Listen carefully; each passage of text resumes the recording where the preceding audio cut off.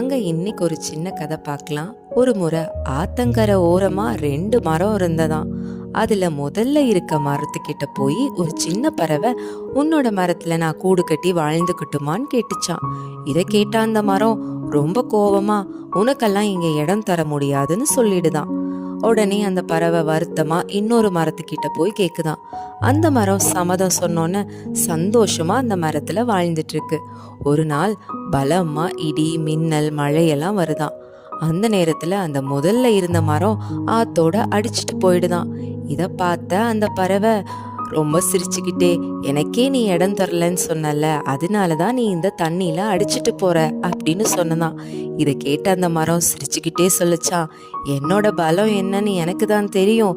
ஒருவேளை உனக்கு நான் இடம் கொடுத்திருந்தா நீயும் இந்த தண்ணியில என்னோட அடிச்சிட்டு போயிருப்ப அப்படின்னு சொல்லுச்சான். இந்த கதையிலிருந்து நாம் என்ன தெரிஞ்சுக்கிறோம் அப்படின்னா, என்னைக்குமே நமக்கு யாராவது முடியாதுன்னு மறுப்பு தெரிவிக்கிறாங்க அப்படின்னா அது சில நேரத்தில் நம்ம நல்லதுக்காக கூட இருக்கலாம். அவங்களோட சூழ்நிலை என்ன அப்படின்னு புரிஞ்சுக்காமையே நாம் அவங்கள தவற முடிவு பண்ணிடக்கூடாது. நன்றி.